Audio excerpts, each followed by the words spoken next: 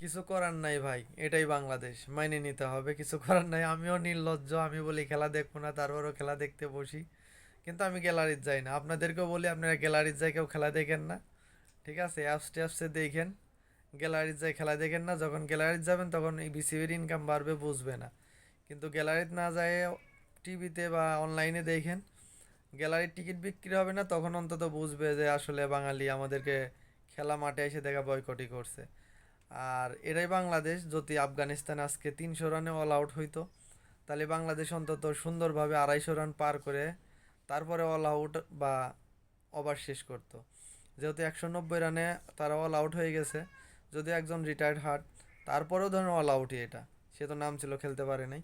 তো যেহেতু তারা 190 রানে অল আউট হয়েছে, বাঙালি কোনো চিন্তার আমার কারণ নেই, আমরা ইনশাল্লাহ 170-80-র মধ্যে অল আউট হয়ে যাব।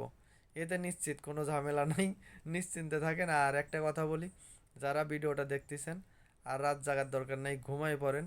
কালকে সকালে উঠে গুগল থেকে অটোমেটিক্যালি আপনাকে মেসেজ দেবে যে বাংলাদেশ সিরিজ হারছে, আফগানিস্তান সিরিজ জিতছে।